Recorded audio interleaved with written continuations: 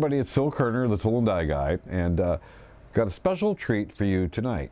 For many years I've been debating how to teach a mold making class. Well, about a year ago, and one of my old bosses, Tom Newman at Tetra Tool Company here in Erie, Pennsylvania, because he knows I like to collect stuff, gave me this set of drawings for a mold that was built in 1982. Now, think about that. No CNC, right? Yeah, there might have been a few around, but this was all done the old-fashioned way. So what I've done is gone through all 10 of these drawings and did a video. Now, or made a video, recorded a video. So the problem with these prints is they're pretty large. They're 34 by 44. So I got to talk to my printing guy and see if he can even scan these in. But even if he did, I don't know how they'd look on the screen, right?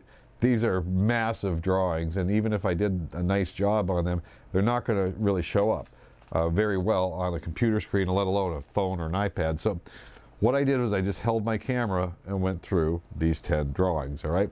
Now, you're going to kind of learn with me. What I was trying to do here was identify the part from the drawings, because they didn't give me a part drawing. Now, back in those days, the mold maker always got a part drawing. So you could kind of see what we were trying to get to.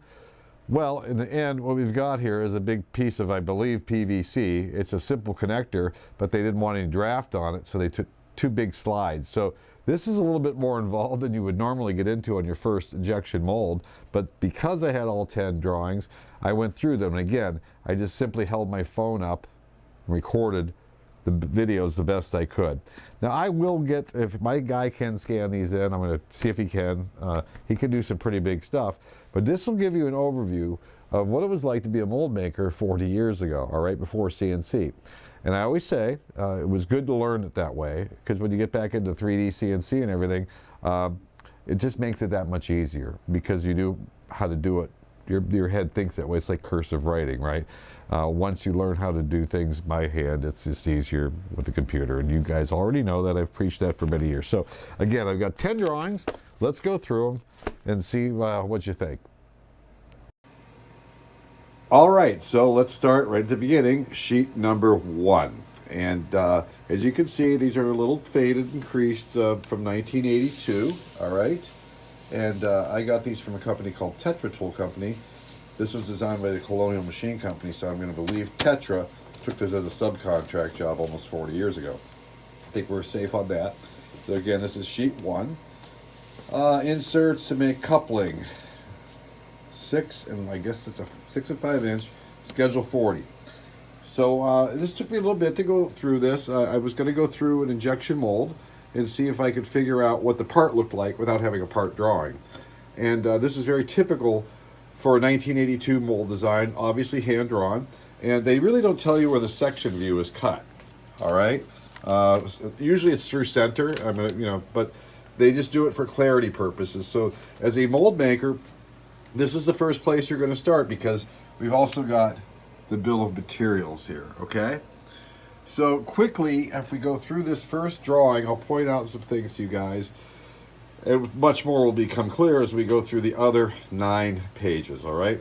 But what I've done is taken the liberty, because I've gone through all 10 drawings now to understand this thing. The red you see here is your plastic part with the sprue bushing, and we can see they're just going to trim it off. There's nothing there. When that mold part pops out, there's just going to be a big sprue hanging off of it, and you'll have to trim it there. The nozzle from the injection molding machine will fit right into that radius and then inject the plastic in. So what else do we have going on here? Now, we've got 2 giant slides here. One coming in this way with heel locks on it to hold it in. And then we come over on this side, same thing. Another cylinder pushing a slide in. So the slide is actually forming the inside of your part.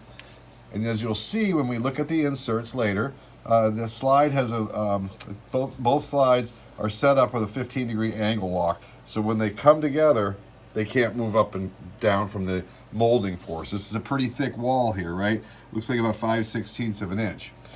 We can figure that out fairly simply. What you're going to find out here, these are little inserts that are put into the these cavity plates, upper and lower, that'll have the logo for the company on it, all right? And then This guy here is a stainless steel spiral water jacket. All right, and again, we'll go over that more later. Now, the reason those will be stainless is after days, months, and years of that swampy water from the injection press company going through there, these things rust and get stuck in. In fact, your best bet is, even if you're making a stainless, is to give it a light chrome plating, so the poor guy that has to take this apart someday can get that out. So again, you can see this is the coupling here for a hydraulic cylinder. Again, we've got the very large heel locks coming down here to hold the cylinder in place under pressure and molding. And then you'll also see some O-rings in here for this water jacket. And again, you'll see this on other drawings as the water comes in and exits this spiral water core or water jacket. What are they calling it? This is item 34, the water spiral. Okay, close enough. So that's the preliminary view here, okay? So we've got our A plate, our B plate, the ejector plates down here. Interesting system here they're using with, I don't see a rear clamp plate. So not sure what's going on with that. Maybe more shall be revealed as we go through. But that's our first look as a tool maker, what I would get a feel for. And normally, the first thing I would get as a tool maker or mold maker would be a part drawing. So I knew what we're trying to build here. What we're trying to build here is a big 6-inch PVC coupling like you'd see in the store, and your PVC pipe's going to fit in here, and you can see it's going to have a ledge on it. And the reason for the slides is they want straight walls everywhere. So there won't be any parting line on this tool. There might be a little one on the edges, but when you buy this at the Lowe's or whatever home improvement store, this will be straight, no draft on it to release it from the mold. It doesn't need it because the mold is going to open up this way, back and forth this way, so that no draft needed there. And as we shall see, and we'll look at this, but it appears that their cores coming in for the wall stock in the middle are straight also, which is kind of interesting. We'll see how that would work. You usually want a little draft to release that, but that's the first drawing number 1 of 10, all right? Okay, moving on to sheet 2 of 10. Now, again, normally back in the day, a designer, and this guy looks like he's pretty talented. I'm not going to say anything bad here, but an omission here. I don't know what this is a view of. Because of my experience, I'm going to say this is a back half plan view. And the reason I'm going to call this a back half plan view is I'm seeing ejector pins here and no mark for the sprue bushing, which you would see on the front half plan view. So let's take a look at this. We've got the 2 cores in place. Well, maybe we don't. We've got a shut-off angle here. That's what it is. Okay, we're showing the shut-off angle here where the cores are going to come in. We'll find out what that angle is. It's probably 5 or 10 degrees there. The cores are going to come in, and then we've got our leader pin bushings. Now this is a 17-inch wide from here to here by 24-inch long. So 17 by 24 mold base, and what you're usually going to see is these leader pin bushings out here, a little closer to the ends. But because of everything going on with these slide mechanisms and cylinders, they've moved them way in. All right. So what can we learn from this quick view? Well, we see we've got a lot of stuff going on here to mount this hydraulic cylinder on both sides. All right. And then we see they're also mounting this hydraulic cylinder, the mounting, and I'm going to guess these are 2 pins here that go all the way into here. All right. And then they've got set screws to lock them in place. And if I look there, I think I see a grease fitting there, and there's probably one here. All right, now more shall be revealed. Again, as a mold maker, this stuff is just to start giving me an idea of what this mold is going to look like in scope. All right. Now, as time goes on, as I'm building this injection mold, I will refer back to these, for clarity, part of the puzzle. But again, that's a view of the back half. Now, there's already a mystery here, because if I went to page 1, I see these ejector pins here, but they're calling for 8 of them.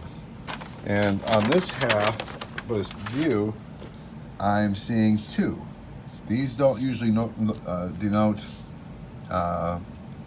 ejector pins. Usually you see them hatched like that.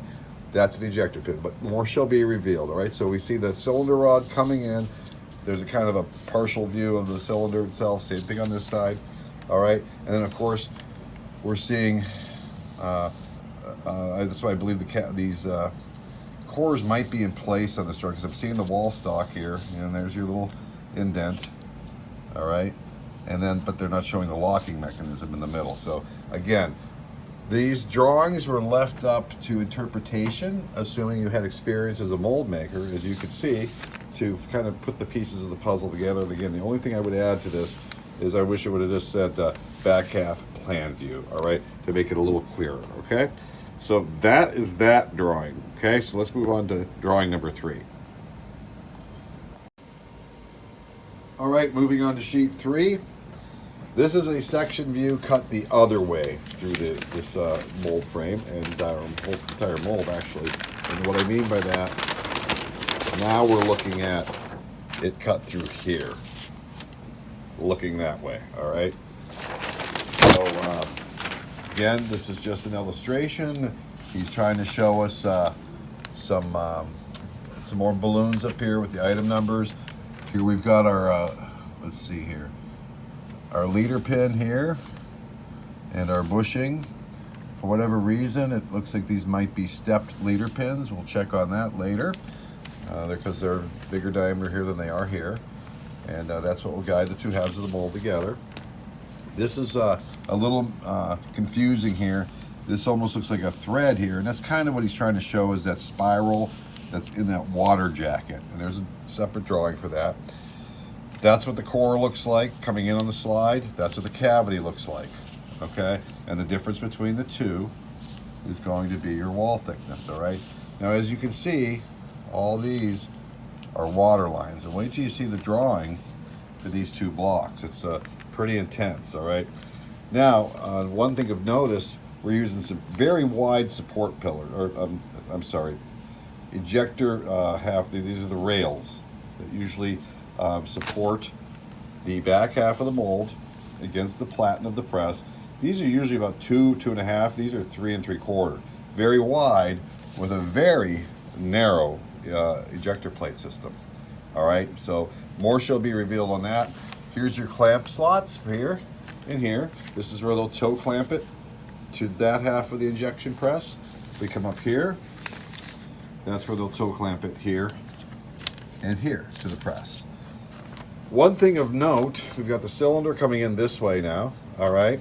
And what we're gonna see here though is that they're also, we've got these angles on these actual cylinders here, or on these slides, which is very interesting. These are actually a cavity and core block. This is a slide, I shouldn't say that, but they want the whole thing to be held together on an angled lock. And you can see they want it to really squeeze tight here, and they've relieved that. We'll see that on another drawing. They want it to squeeze hard here and here, shut off there, there, and there. And again, we're not seeing the sprue bushing coming in here on the top. Like again, I said before, they leave a lot to be desired here. They expect you to have the experience to decipher these. And again, you'll come back to these for a reference. What do we have over here? Well, this is obviously something to mount the cylinder with, and some water lines that they're showing here. No dimensions though, so those will be detailed later. The two spots here and here, they're going to mount these large pins to guide this slide mechanism back and forth. I'm hoping there's a better view of that eventually. What I also believe we're seeing here, and I could be totally wrong, these plates here, they're calling them, I think, spacer plates. I think they're wear plates. But again, just going through, getting an overview, getting ready to build this thing. And believe me, if I was a tool maker, a mold maker right now, I'd be referring to these bubbles here, these balloons, all the time, back on this bill of materials here to see what the heck's going on. Unfortunately, this thing's so long, I can't even cut it out and print it, right? Because I don't have my printer's not that big. All right, but we'll figure it out. But again, this is just another section view. Unfortunately, I know what this is a section view of. Should say a section along y-axis. I don't know where he pulled this one out of, but I'll come back to this later. It'll make more sense. Again, putting the pieces of the puzzle together without much detail as far as dimensions. We've just got some overalls, 19.5-inch shut mold height, you know, the thickness of your B plate, thickness of your A plate, 4 inches, 4 inches, top clamp plate, 3 inches, very thick top clamp plate, but the top clamp plate's also holding this whole cavity block in. So basically you've got 2 cavity blocks here and here with a slide coming back and forth this way on both ends. So this is there's a lot going on in this one. So let's move along to sheet 4.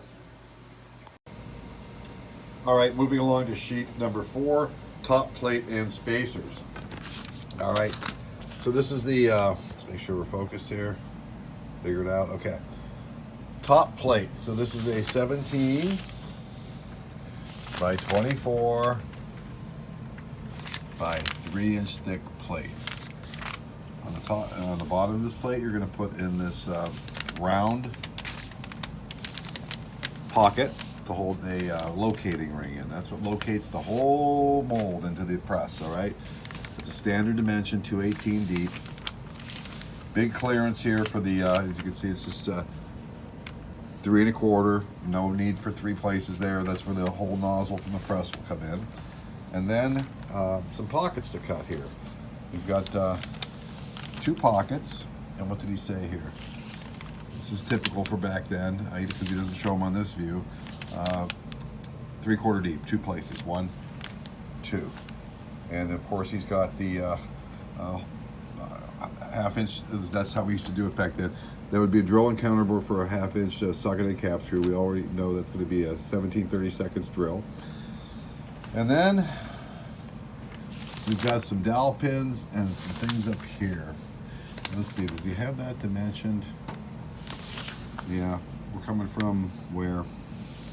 17, this must be 0. Okay, here's 0 corner up here. So he's done an ordinate dimension this way. And let's see if he's done it this way, 4, 5. Yeah, so we're coming this way with the dimensions. All right, so everything's going to be a negative dimension here. Now, interestingly, looking at this drawing, this would be something you'd hand to the fellow that's going to build the mold base. And he's going to drill and tap all these holes. No CNC, remember, 1982. But this plate's bugging me a little bit. These are the spacers. And what spacers are, see they got this 3-degree angle on here? Well, the spacers, and they're 4.5 inches tall. That's these blocks right here.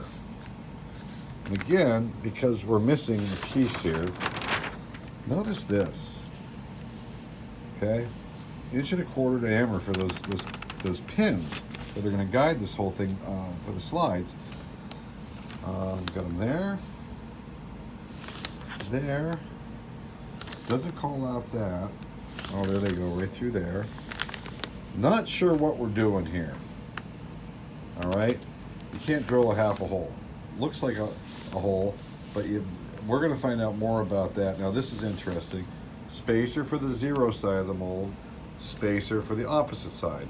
And what they do to make sure you can't put it together backwards is they offset 1 pin. 5 inches on the 0 side, 4 3/4 on opposite the 0 side to that pin. All right. So again, hopefully this will become clearer on later drawings here. But again, just going through these. This is the top plate up here, and these are the spacers. But this is a little bit of a mystery.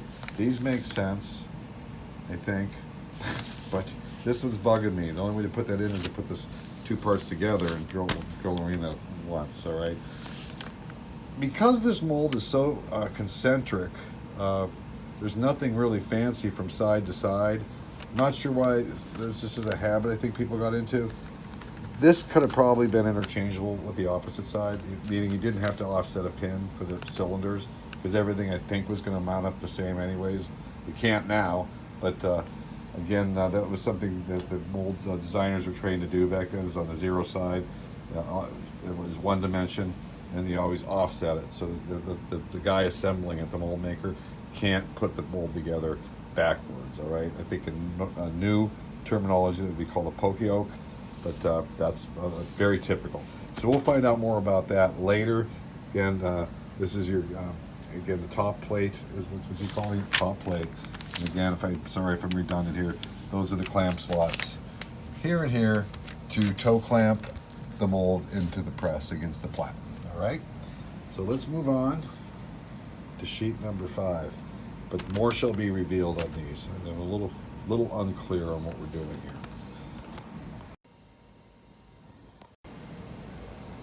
All right, moving on to sheet number 5, bottom plate and spacers. Well, this is familiar, right? These spacers again. This is for the bottom half of the mold. Let's get the focus a little bit better there. Very similar, right? So obviously these are going to be put together with the ones we just saw to put that in. But I got to figure out what that does, yeah? Again, just to clarify here, there's a reason we used to have a mold design review, so you could ask the designer what the heck he was thinking.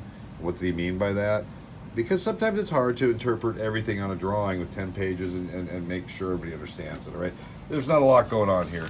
Pretty big plate here, again, 17 by 24. We got 4 pockets here. They're going to obviously be for some sort of a locking mechanism to hold the slides into place. What I'm not seeing here, again, this is the bottom plate. I should be seeing some, we got these holes here. The ejector pins are still bugging me why we need 8. But more shall be revealed, I guess. So we got 4 pockets again, 1/2 inch deep. Remember I told you that it was very typical how they would do it back then. Got some dowel pins, 1/2 inch dowel pins, 1/4 20s.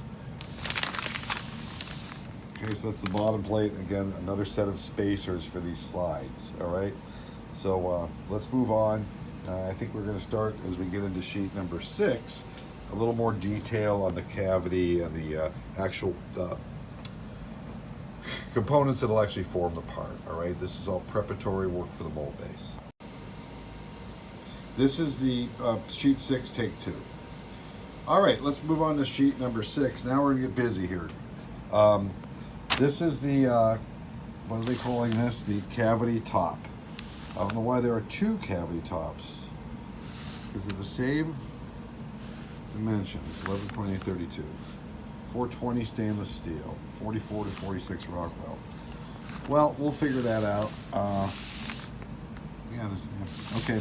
So what do we have here? Well, we've got this side view shows a lot. So basically, what we've got here is one diameter here. I think I added something to this last night. Maybe I didn't, maybe I did. No. We've got a diameter here of 6.900. All right? And that is going to be to right here. And what that should say is 6.900 plus 5 degrees per side shut off. There it is. 5 degrees, and there's your 6.9. That's the way it should be dimensioned.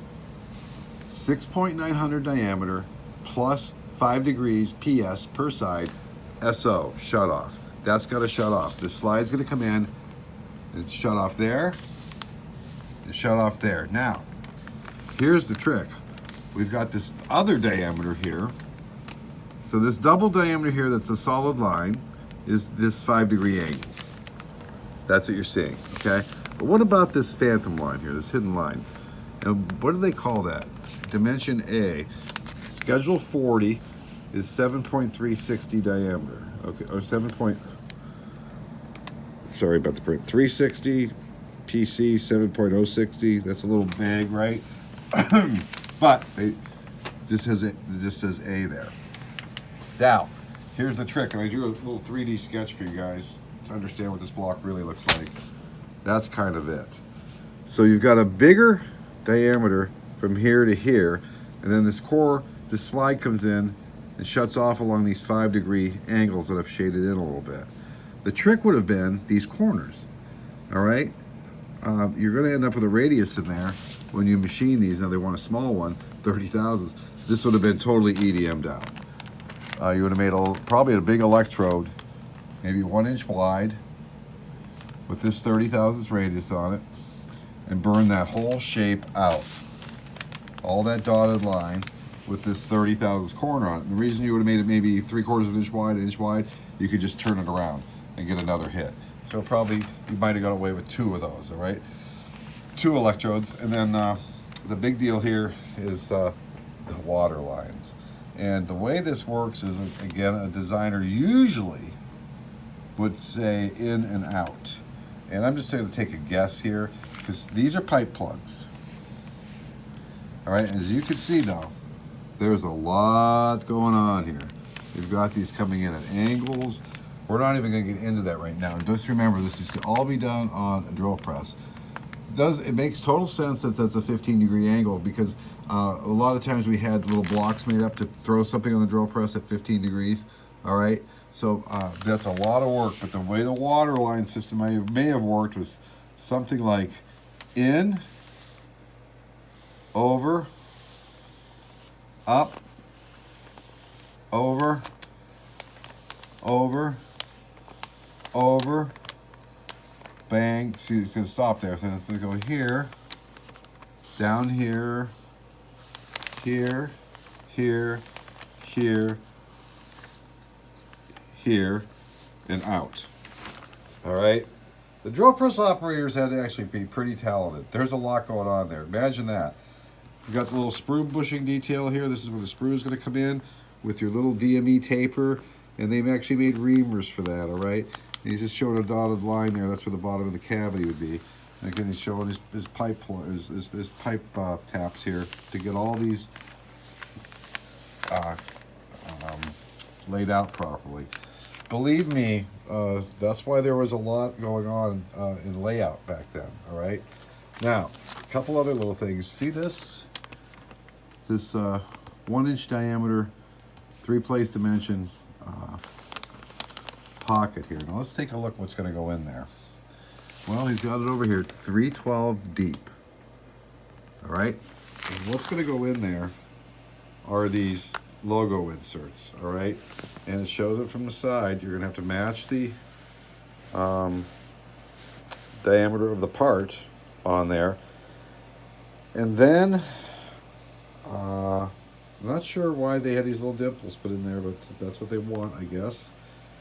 But trick was he wanted 5 degrees all the way around the outside of it. So that meant he's not really showing this. This should show 1 inch diameter minus 5 degrees per side, because that's what it really is. See, he's going with 996 minus 5 degrees per side. That's a little bit excessive clearance there. That's what's going on there. There's 2 of them, 1 for each half. So that's the again, the cavity blocks for 6-inch parts. All right, so moving forward. All right, let's move on to sheet number 7. So, something dawned on me here. And again, without the purchase order or knowing what the plan was here, doesn't this drawing quite similar to sheet number 6? Yeah, it does. So, what we have here, if we look at the original drawing, sheet 1, make couplings for 6 and 5-inch schedule 40. Well, now it makes sense. We're doing double inserts here so they can interchange them. So basically, a couple things. This drawing's almost identical except for the size of the part, all right, and the shut-off diameter, which is, I had written on here, as I said in the last drawing, 5.800 diameter plus 5 degrees per side, shut-off. And let's look at that. 5.800 to the smallest diameter plus 5 degrees. And again, that would be a SO, shut off. That's got to shut off or plastic will leak out of the seam, okay? Same thing as before, but I did notice something here and I want to go over this.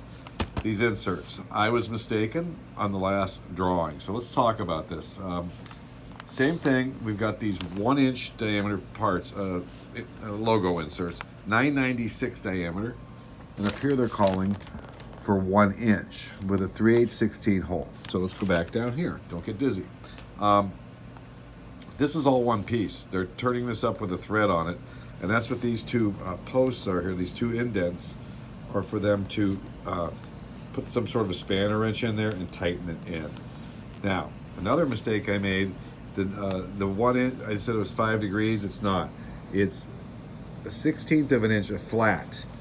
Then basically there's 5 degrees is clearance, so you don't have to fit the whole thing into this pocket. Okay, I get that. Now, as a mold maker, I would tell you this. That should say 1 inch diameter fit, all right? And the reason you write fit is that who's ever gonna reach down in here, you know, over, that's a 5 inch diameter, you know, but 5.8 to 2.9 deep to cut that pocket might not come out at 1 inch. Sorry, but things happen. So you do the best you can on the pocket first, and let's say it comes out 9.99, or what if it comes out 1 inch and 2/1000ths, all right? Well, that's why you got to be careful here. Nobody cares what this diameter is, as long as there's no flash in here. All right, so if I make this 996 perfectly, and I make this 1 inch perfectly, I don't like 4/1000ths of clearance there. It's a little bit much. It's 2/1000ths on the side.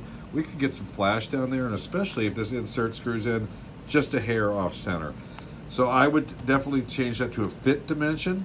So whatever the pocket comes out, you can check that and make sure this fits. And it's maybe 1/1000ths undersized. Then you can put your little taper on there to make it relief, so you're not fitting the whole straight diameter there. All right, so that's basically it. Sheet 7 is very much like sheet number 6.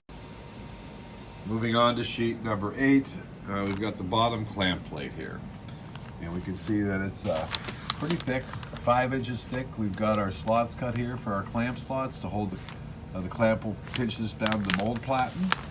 That's just an eye bolt hole. You can see it's right on center line, just for lifting purposes. That plate's not too hard to build here, but we've got a couple pockets to cut here. If we look at the front half, or the plan view here, we've got this pocket here. And it doesn't tell me a depth, so we're gonna assume that this pocket goes all the way through. Now the way to check that quickly is to just lay a scale on here. If I go from here, fairly straight there, yeah. So that pocket here goes all the way through, and that is going to be for this ejector plate to stroke up and down, all right? Now, what do we have here? Shoulder bolts here, 1 inch 8 tap, that's where the mold press will fit in there to stroke the plate forward, and then 2 ejector pins. That's what I thought, as I said before. Again, let's see here. Now, which ones are the ejector pins? We have 3 knockouts, what we would call those, I believe those are 1 inch knockouts. And then, which ones are the ejector pins? I'm going to say it's these 2 here, right on center line. These are for shoulder bolts. And we're going to still have to figure out exactly what we're trying to do here with the shoulder bolts. Now, ejector plate and ejector retainer plate, that's the ejector plate, ejector retainer, they're folded together. Again, this drawing leaves a little bit to be desired. I'm not sure what we're doing with the activator. Maybe that'll show up in a little bit. Activator. That part's got me a little confused, okay? Not sure what we're activating. So we've got a ejector plate, and he calls it a pin plate. We used to call it the ejector retainer plate because it retains the head of the pin, all right? So got some slots here. Interesting concept we've got going here. I've got to dig into these. Not sure what we're doing with these. And this wear pad, I think that's at the bottom of the heel lock. When it comes down, that locks it in, and if it wears out a little bit, they can weld that or shim it or replace it. And then, as you can see, we've got a pocket here on the top, and then we've got a pocket cut with dotted lines down here, 1 1/8 deep. So again, this is a matter of referring back and forth to the other drawings, and again, why we would normally have a review with the designer to get an overview of what the mechanics of this are. So this all down here right now is going to take me a little time to go through and figure out what exactly we're trying to do with these little activators down here. I'm not quite sure what that's all about. And then of course, these 4 holes here are going to be for your bushings, for your leader pins. And a little trick on those. I'm a little surprised at that dimension. It should say 1.75 press fit or light press fit. If you push bushings into a hole and the hole is too tight, it'll crush the bushing and the leader pins won't fit in. So out comes the hone, okay? So that's it for sheet number 8. All right, sheet number 9, cores and miscellaneous parts. All right, again, now we know why there's 2 versions of the cores, 5-inch and 6-inch diameter, nominal, okay? Now, again, we've got this pocket cut in here. That's going to be for that spiral water jacket to get the cooling up in and back out. What it should do is I think it'll go through the middle, come over here, and then just start spiraling around the core and out. So these are basically the same thing, just different sizes. We do have straight walls here, no draft, interesting. But then we've got the big pocket cut in here, okay? And that's where these 2 are gonna lock together. Now what's he calling this? 4 inches, 3 places, 15 degrees. I don't know why he really needs the 90 thousandths radius in there. I would make that sharp and then clear the part that's gonna come in here with a 45 on it, but that's okay. The way I would have dimensioned that would have been 4 inches minus 15 degrees PS per side, okay? That's nitpicking. So, so that's kind of these cores. That's what's going to hold them into place on that cylinder plate. That's 4. What do we got here? 1/2-13s. Same on this one. As we go through this, I'm going to find out where the spacer is going. I'm going to find out what this is the register plug. I would call it a lock. Now, what do we got here? Well, obviously, this 15 degrees is going to fit into here. And fit into here. And they're the same. What's he want? What's he want here? Quantity 2. Yeah, so I think they call them 4 inches on both cores, 4 inches. There should be another drawing, hopefully sheet 10 is going to have the other core, which should look identical, except this will be a male to fit into here. All right, so what do we have here? I have no idea. This is called a spacer, register plug, or what I would call a lock. Oh, wear plate. Okay, that's what the slide's going to go back and forth on. Wear plates, lamina. That's like a bronze plate. Usually lamina was soft steel with about a 1/16 of bronze on the top of it. And we would do with a wear plate normally is we take a cutoff wheel and go across it like this for grease grooves, about a 1/16 of an inch deep. So that takes care of that. Yeah, core. All right, same as item 9. Again, it's a puzzle, friends. So that's sheet 9, and let's see what sheet number 10 looks like. We are going to do sheet 9 part 2. Remember I said we've got this shut off up here that this is going to fit into, right? 15 degrees. Basically all he did was tell you the next core is exactly the same as except as shown. That would be this pocket. It should be a 4-inch diameter. This is 3 inches, 998. So the straight part will fit into here. And then you have the 15 degrees up here to lock in to that. So these are identical, except for one's already got the 15 degree shut off milled into it as a female. This side's just got a round pocket that this insert will fit into. So when we're all done, this finally makes sense if we go back to sheet 1. Bear with me. Sheet 1, and there it is. What you have there is both cores going together, and that's that lock. Okay, and they've cleared the bottom. Smart. That's okay. That's why he's got the radius. I guess it didn't matter because he's cleared it. But that's how that looks. Okay, so the 2 cores come together, and that's the lock in the middle. You keep calling it the lock. let's just make sure we're focused here, right? That's what I call it. He calls it a register plug, but there you have it. And let's get the focus here. There we go. All right. So that makes much more sense now. So let's finish off this last sheet. Is there anything else I missed here? No. All right. So now, without pausing, we're living dangerously here. Sheet 10. A little tired here. Made it through 40 years of one neck, right? This is the heel lock that's going to hold these things in place. I think we noticed that on the, again, back to the first drawing. That would be this long piece of material here. All right. Screws in here. And it's going to jam that slide in and hold it in. This is your core holder. And the core holder is what is, I can show you that too. It's pretty simple. Sheet 1 again, if I can get to it. This is the core holder. That's that core block we just looked at right here. And it's wedged into this block here. Okay. So you'll see, when we go back to the core holder, you'll see an angle on it. We'll match the heel lock and push the slide in. You can lock it in after the cylinder comes home.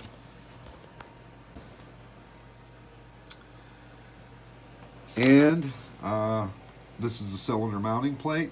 I'd have to look at the cylinder number, see what we're doing here. And here's his 1.25" pins. That made sense. That's what it's going to mount the whole thing up. And finally, the water jacket. It is stainless steel. As I said earlier, we would chrome plate that because this gets a lot of rust in it. That stuff that runs through a injection molding plant is recycled, and recycled, it's dirty water. You don't drink that water, okay? And it's just a spiral, a standard spiral. You can see he's trying to do it here. It really doesn't matter. This is not something a customer is going to check. You're just looking for a spiral to run up this thing, kind of on that angle. So the water would come up. Let's see here. It's coming up here. Does it stop all the way up to the core? Let's go back to sheet 1. Yeah, it looks like it goes right to the end. Just trying to figure out how the water is getting out. I see a notch on the side here. This would be another little project for me to investigate. Little timing hole just to make sure it's indexed right. But what's going to happen here is somehow the water is going to come either probably through here, crossed here somehow that we're not seeing, and then spiral down and back out. Again, I'd have to 3D sketch that by hand just to see what we got there. Okay, so a lot to take in.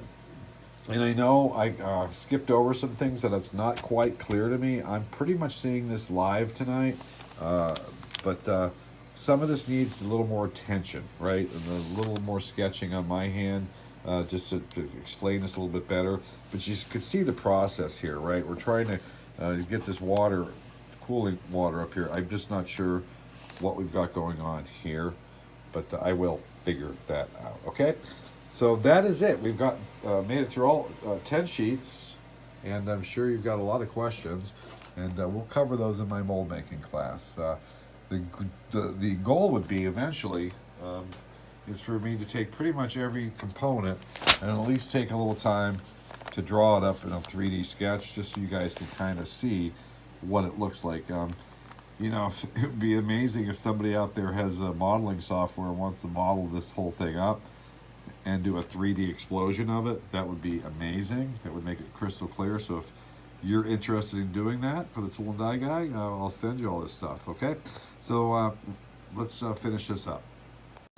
So that's it from here. Hope you enjoyed that. As you can see, I still have questions. You know, this is kind of coming to me as I was looking at these drawings, and there's a few things I don't get what they're exactly trying to do. And my goal will be to eventually take these things and maybe draw some 3D sketches of each part, kind of an explosion view of what they're trying to do. There's a few things I didn't get, and I mentioned that in the drawings. That's why we had a mold review.